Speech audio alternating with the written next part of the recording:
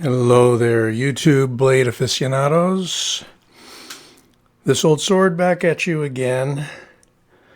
Well, I must say I was all ready to shoot another video for another knife, which will still get done and be upcoming, when I got a mail call today from White Mountain Knives with this little guy. Something from the Wee Knife Company. And they threw in a lanyard. Wee Knife and Civivi. Not a big lanyard user, so that'll probably sit in a drawer. Let's get to the main show, however. Light, whatever it is. Oh, I thought I'd have to tear it apart. No need. However, we will need to open the package because it's sealed. That's a thick blade for opening packages. That is the CEO by Cricut. May get back to that later for comparison. Since this is what I suspect is a small knife, still in keeping with Wee's protocol, we have a nice zippered pouch. Let's crack her open. Got a nice sticker from Wee Knife and Civivi. Oh, that's cute. Yeah, a little preview of what's coming. Have to do a review on that one. Brochure, microfiber cloth, and the headliner today. We have the Wee Banter. Colorful little guy. I decided to go with the blue and stonewash as opposed to the all blacked out. Let's give you a little background on this and then we can do some measurements and a closer look. The Banter model has a black G10 handle with a black finish blade. No, that's not the case here. It must have been the original. So this comes from Blade HQ. And it says, fans of Blade HQ can all relate to the feeling of excitement that immediately follows Ben Petersen greeting you with his iconic, "What is up, guys?" Maybe I should adopt that, now that he's not using it. At the beginning of Knife Banter, Ben is off to new adventures now, and we will miss him dearly, but a little piece of him will live on in the knife world with the Banter. Ben designed the Wee Knife Company Banter to meet his exacting specifications. A deep carry pocket clip. Yes. With recessed screws. Yes. And a blade that passes his finger test. Easily one-hand operation. And a price accessible to a cheap sucker. I guess I'm a cheap sucker. This was, I think, 108, 109. It's whatever the going price is. However, I was appalled to see that when these were in short supply, folks out on eBay were asking 150, 160. That is called price gouging. And it might be your right to make a profit when supplies are low, but not with knives that have an MSRP. And I'm sure the MSRP is a little higher than that. But at any rate, I paid 108 and some change. Want to round it up to 110? That's fine. The features of this knife are a simple, effective, non-threatening design that is perfect for EDC. Gently textured G10 handles. Provide a grip, don't chew up your pockets. Smooth and precise action for fast, easy deployment. Yep, this is on bearings. And a spear point CPM S35VN blade maximize cutting performance, edge retention, toughness, and ease of maintenance. So yeah, all of those things, right? We have an easy to open and close knife that runs on bearings. It is not a flipper, it's a thumb stud, but you can flip with a thumb stud too. Flippers don't need to have a top flipper. We do have some nicely textured G10 handles. We have a friendly color in blue. We have a nice deep carry pocket clip emblazoned with the word Banter. Black thumb studs. We have what I believe is Ben's logo here. Maybe he'll design some more. That'll be nice. We have Wii's logo on the pivot. We have what appears to be a T8 Torx for tension adjustment. And to get S35VN in a blade that's about $110, that's a pretty good deal.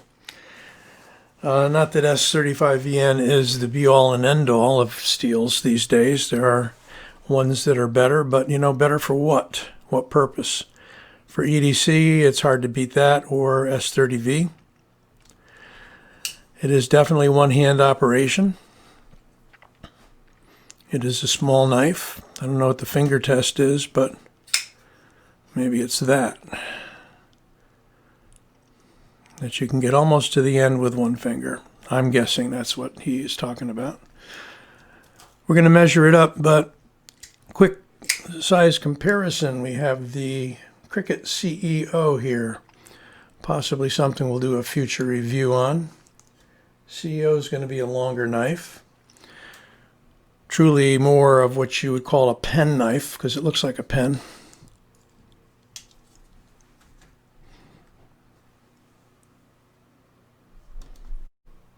So yes, we have a very nice, lightweight, everyday carry knife here. A few specs before we get into some more comparisons and discussion. We've got a 6.5 inch length to the edge of the clip. We have a blade that's just shy of 3 inches. Call it 3 7/8 to the handle. We have a cutting edge of 2 3/4. Did I say just under 3 inches? 2 7/8. 2 3/4. 1 inch high blade. Handle that maxes out at 1 1/8 high at the highest point. We have a blade thickness,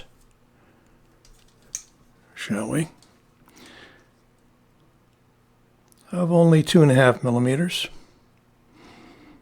so somewhat thin stock. We have a handle thickness of less than a 1/2 inch at 0.45, very nice. Seems like all these specs were very well thought out.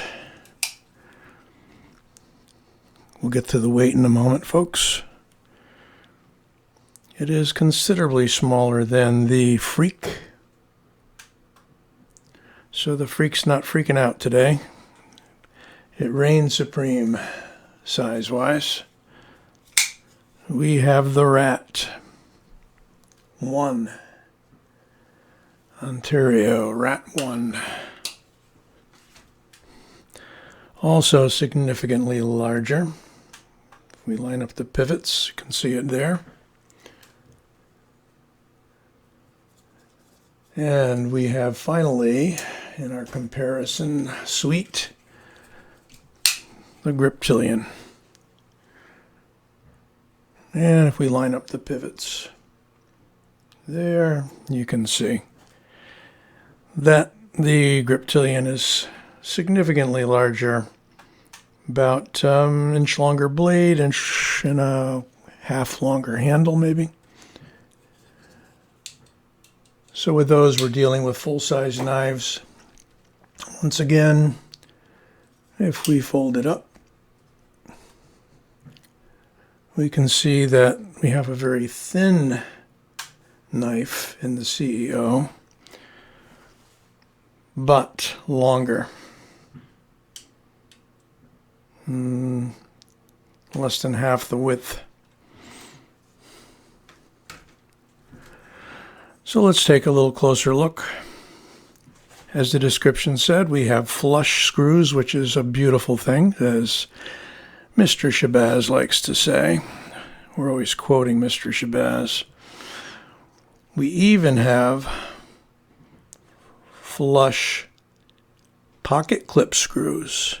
That is a very unique thing these days, where companies like to stand them up for some reason and make the deep carry clips less functional. We have a lanyard hole. We have no back strap. It's open construction with 2 standoffs and a pivot stop, I should say a blade stop.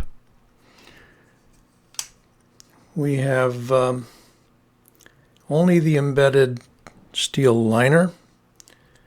No embedded liner on the other side. It's pure G10, and yet it's a very rigid construction, not going anywhere.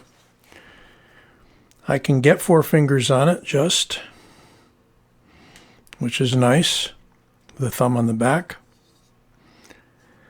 Very non-reflective. Jimping.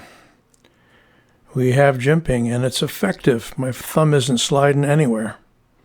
It is stopped right there in its tracks. Very nice.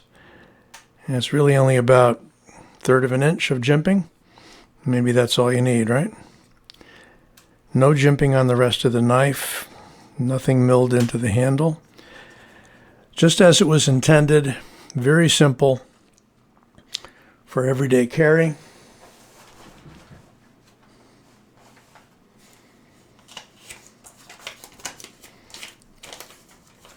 One last comparison. Something we're not using too much of these days anymore. Some cash. So it looks like it is a little longer than a dollar bill. And there you have the Banter S35VN liner locking EDC. Knife Company, and designed by Ben Petersen. Excellent job, Ben. Happy to join the crowd that's reviewed these, and happy to be an owner. Best to everyone. This old blade signing out. Don't forget to leave some comments and subscribe.